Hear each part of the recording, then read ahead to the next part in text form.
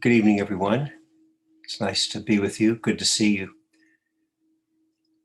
There's an expression from the old days of having times to go into the marketplace and that there are times for entering the cave. And, it's like this for all of us, right? That we have all the time. So we're just engaged in just everything, all the parts of our lives. But certainly as meditators, as Dharma practitioners, we do this practice for many reasons, but hopefully we see the value of taking the time to step back and time to quiet down for contemplation, for reflection. And it's not meant we all make our own choices, but the traditional Dharma teachings aren't particularly meant, they're not trying to disconnect us from things. That's not what the pulling back is about. It's more to inform, really to help us gain a perspective. So many people spend maybe all of their lives in the marketplace and take little or no time for contemplation and reflection. And so that's one way. But again, I hope we see that there is value, in doing these practices, or if nothing else, just taking time just to quiet down. It doesn't have to be any formal, fancy meditation. Although in this group, we do formal meditation practice because we see the value. And there's many, many values. And one of them, important aspects of taking time for contemplation, this idea of gaining perspective on ourselves and on life, I want to spend a little time on tonight, because and really focus on this aspect of how easy it is to get fooled by drawn into things, caught up in things, and actually our own minds, our own experiences tend to fool us. So I want to come back to that and spend a little time on that idea.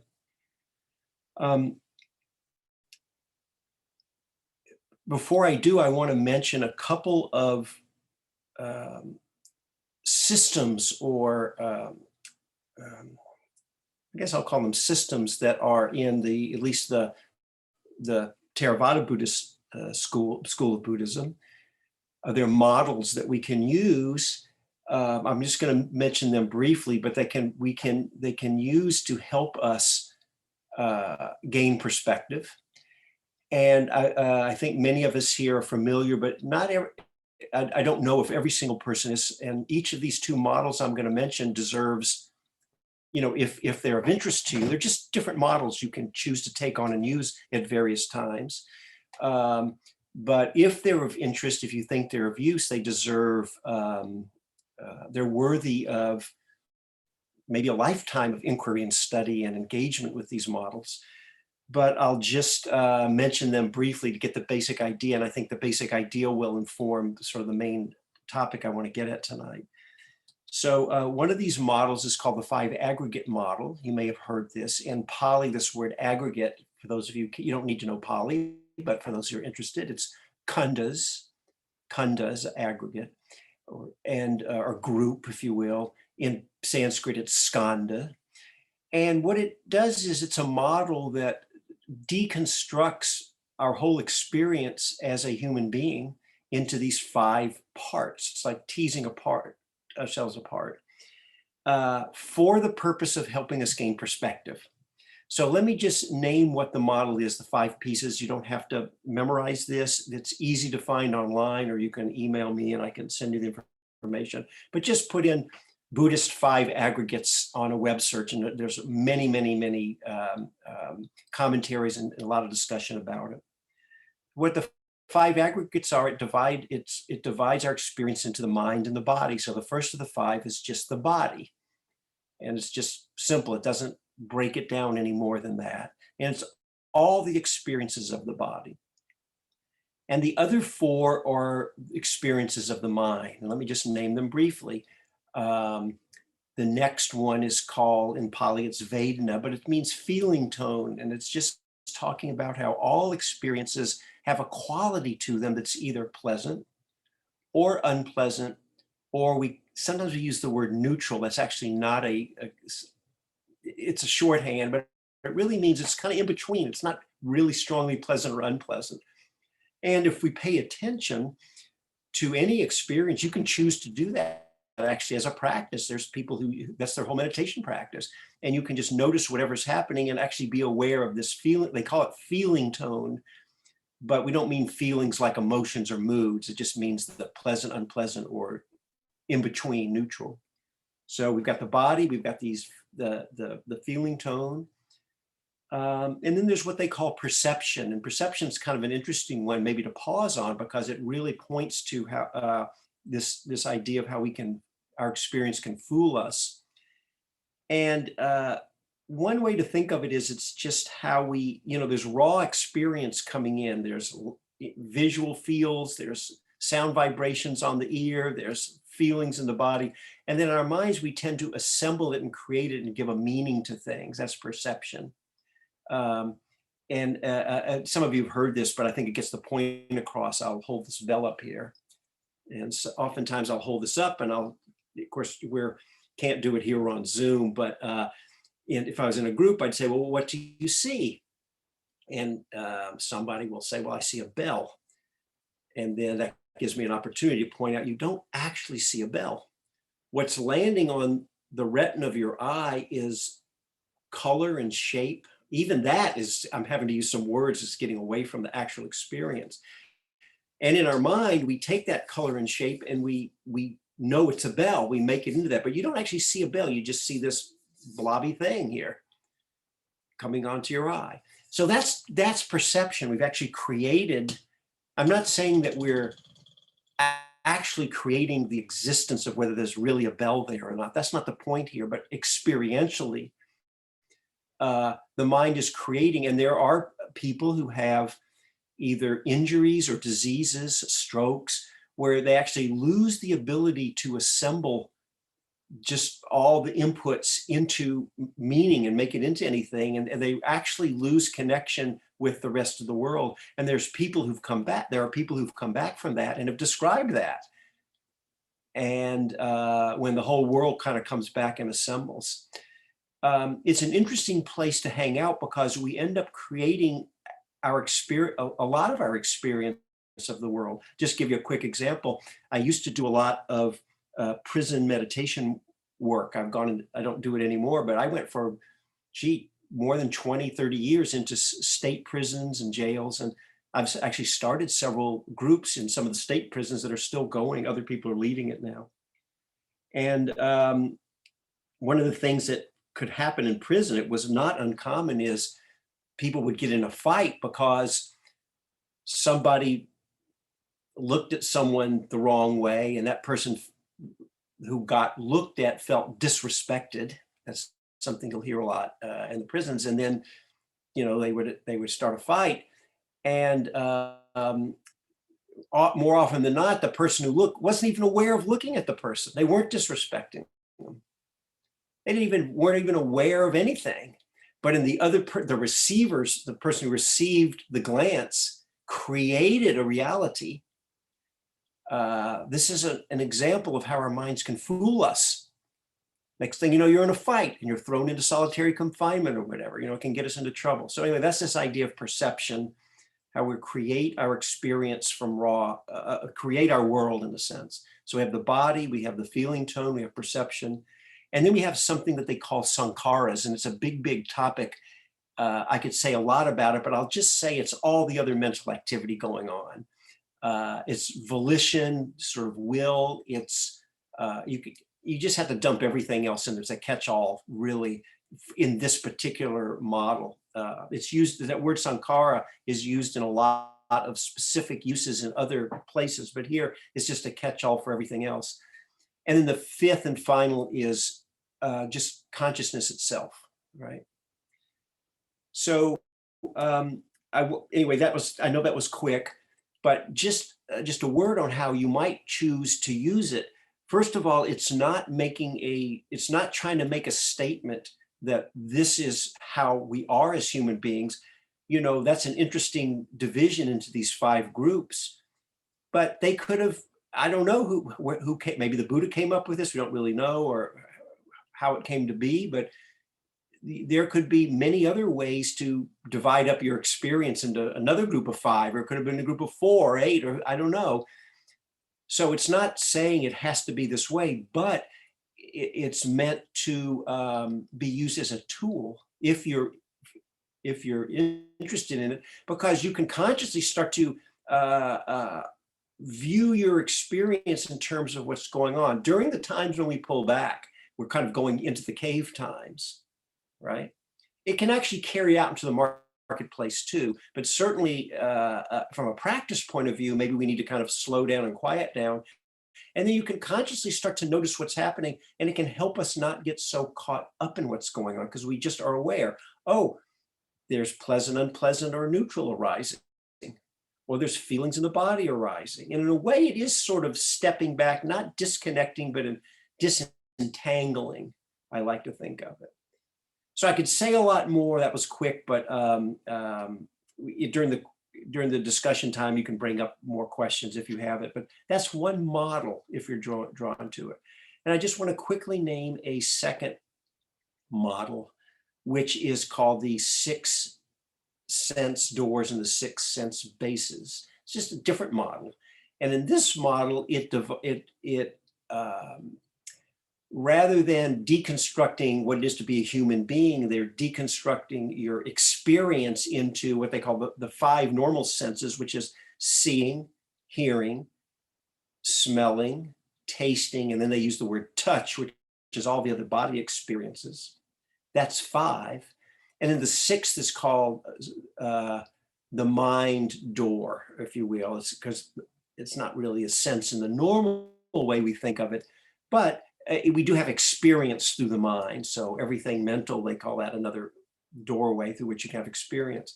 And there are people who, as a practice, consciously try to keep in mind what's happening when they're seeing something. They're just aware of seeing. So rather than getting caught up in whether we like it or don't like it, or we have a judgment about what we're seeing,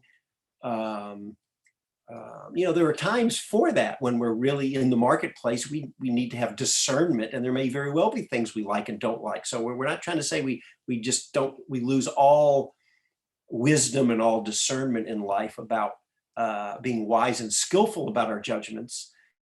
But the problem is we tend to get so caught up in things. And so this is a way just to stop that process. And there's just the process of seeing going on. There's just the process of hearing going on. There's just the process of some kind of mental activity. There's some kind of the process of just some body sensation. This is another one, like the 5 aggregates, where people will do a whole day longs on it, whole retreats on it. Maybe if some people are drawn to spend their whole practice for long periods of time using one or more of these models. There are other models also. So those are examples of, you don't have to use models. Sometimes some people aren't drawn to those at all, and we just quiet our minds down and have more of a wakeful presence that we cultivate and an equanimity to meet our experience. And then that is the support that helps us from being fooled by things. So I want to set that aside now. I just put that in case that's interesting. Mainly the idea is we want to find tools that help support us. Again, I'm using a particular way of speaking tonight about keeping us from getting caught in things, but I'm specifically talking about because I've been getting fooled a lot lately. I was been reflecting on not getting fooled by what goes into my mind. Because one of the things I've noticed, and you may notice this in your mind, is it's easy to take very seriously your mood, or my mood, I'll say. I won't speak for you. Right? Or my opinion. And by the way, sometimes those are important. We want to hold them. We don't just throw it away. We don't want to invalidate our experiences. That's not what I'm talking about. But I'll give you an example of what just happened to me about how my mind can get fooled sometimes. And then you can notice the times for yourself. Um, so I had a kind of a stressful day today. It started last night. I won't go into all the details, but my wife's aunt, we're really her only remaining family. And she's 89 or 90 and in seriously declining health and also physically declining and also starting to get into some dementia, but she's very stubborn, insists on living alone, and it's hard to manage her. She falls a lot. So she fell, went to the hospital, and she needs 24-hour care. And so I'm running around, and she's in New York. And because of COVID, you can't travel to be there. So we've got people out there, but it's, I'm having to manage all this long distance. And so the details aren't so important. She's back home and, doing, okay, given her circumstances. Her health's not good, but she's dealing. She's back home. God has some care there. So I was helping to deal with it last night, and then I knew because of the being 3 hours behind, being here on the West Coast, 3 hours behind time in New York, I had to get up quite early this morning to make some phone calls, just to make some arrangements from things when offices first opened in the morning in New York. And so because of what's going on, I've been through two nights where I've gotten very, very little sleep. And what tends to happen for me is if I get really worn down from a sleep perspective, I'm sure I'm going to sleep well tonight, but I can get worn down and it can make my emotions be a little more raw. It's just something I know about myself that just kind of maybe physiologically happens when I'm very, very tired. And so not emotions like getting mad, or I guess that could happen too, but just feeling things strongly a lot, especially today when I was in the midst of all of this. And then dealing with the difficulties of, my wife's aunt, who is quite challenging person and all this and everything. And not only felt pretty exhausted and everything, but I got into this place that can happen where it just felt like, actually everything's fine, but I just felt like a vague sense of there's something wrong. I couldn't get my hands on it. And I was starting to feel kind of depressed, and just all these different feelings were coming up. So fortunately, so all the experiences were happening. Now, sometimes when we bring a lot of equanimity from our practice or whatever in life, we actually, one version of equanimity is that these kinds of feelings like I'm describing, even in challenging situations, sometimes don't arise at all. And it can be that way. And for myself, I'm sure for some of you, and we just kind of move through. We're in the, from the times of contemplation, I was talking about being in the cave, then it allows us to move through that marketplace in a way that's, well, we carry the balance, a sense of balance in there. And some of you know I have one of my favorite pieces of art, I wish I'd thought to bring it in here, is by an artist named Richard Stein, who I'm not sure if he's still alive, but it's a lithograph, and it shows, it's all black and white, but it shows a color rainbow. And there's this, and underneath the rainbow, all these jaggedy spikes and pyramids sticking up. And then there's this black bird sitting on the rainbow. And it just has this little saying, and it just says, a Zen bird rides a rainbow over the rough edges of the world. And I always love that. It's pretty. I've brought it to when we met in person in our Wednesday night group. I've brought it there before and showed it. But I've had it for many, many years, and it just has a lot of sentimental value for me. I actually, I was down in Ojai, California, and I saw it in a hotel I was staying, and I tracked down the author. He happened to live in Ojai, and I tracked him down, and he sold me the very last signed copy of the lithograph. So, it's a special kind of thing.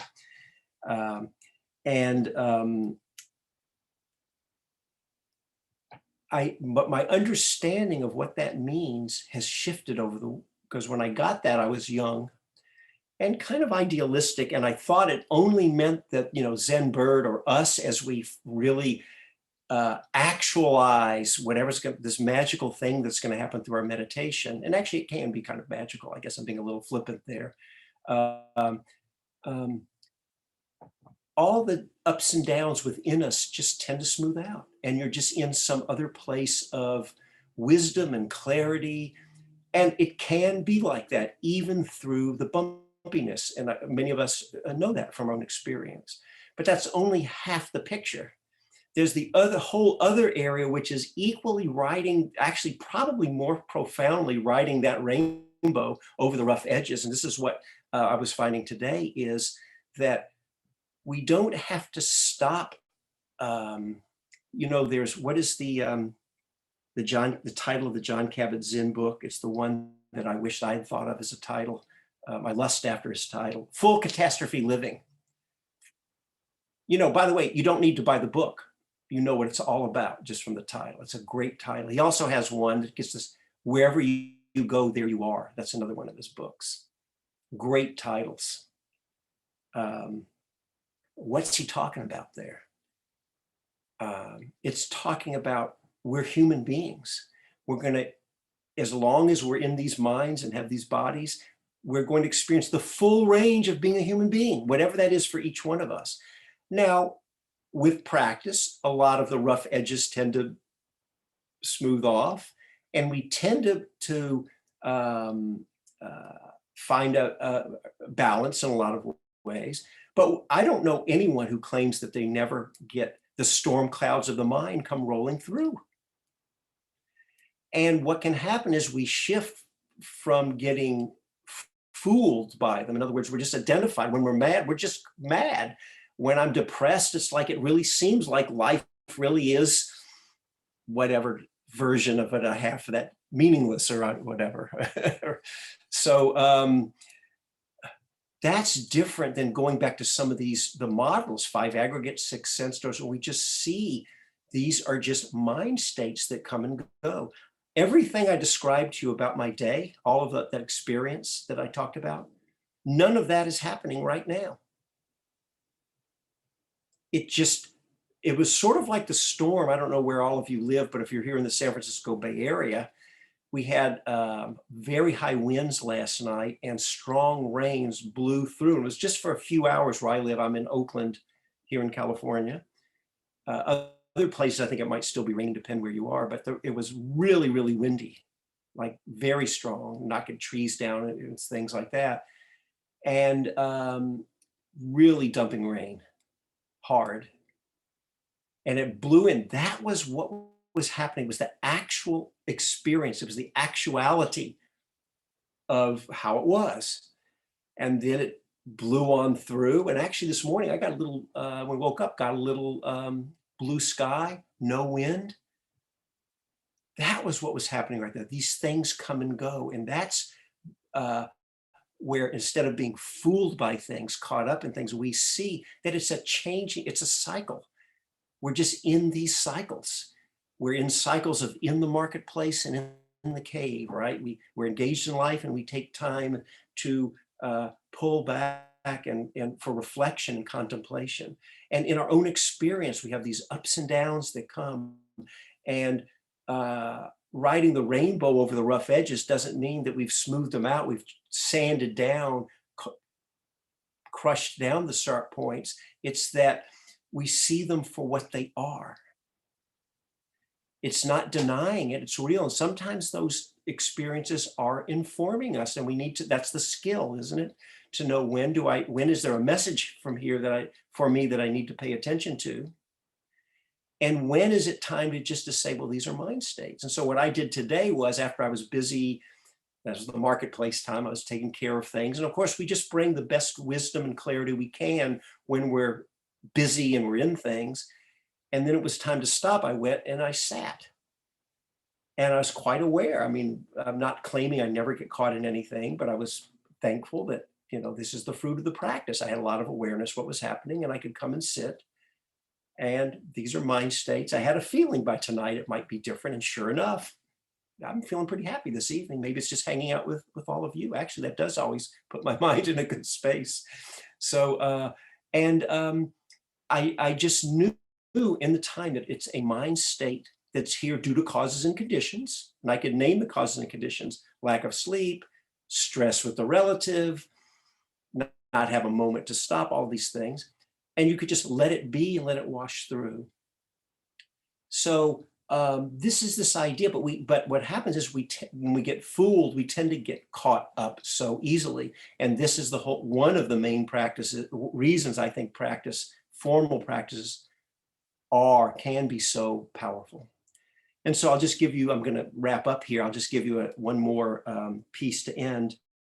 It reminds me of a time that when I was, I've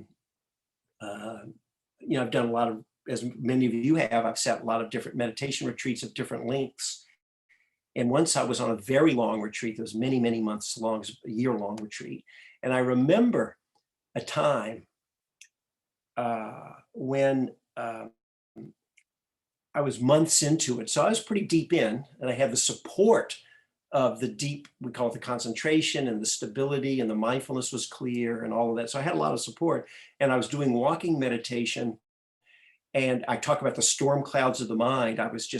Could just see so clearly these, a lot of times I was feeling really just in these lovely states of mind, but sometimes difficulties would come through, even in deep retreats like that. And one day, a lot of difficulties were coming through, and all of a sudden I realized that I just saw it like I was describing, like the storm clouds, that they roll in, they roll out. And I actually realized that I was just as interested in my suffering as I was in my bliss. It was quite a revolution. Well, it was kind of I don't know if that's a Freudian slip. Revelation, I meant. Maybe it was a revolution too. It was, in the sense that I realized I was just as interested in, maybe more in, not what's happening, but how am I relating to what's going on? And it was a huge shift for me then. And then it wasn't like I had to make anything happen. I didn't have to, but it was more, can I find a way to be in relationship with what's happening with, as much wisdom, as much clarity as I can. And I found when that shift came that it really was quite, it's just helped me through many, many more months of all the inevitable ups and downs. And so I try to keep that in mind the best I can now through all the ups and downs of life also.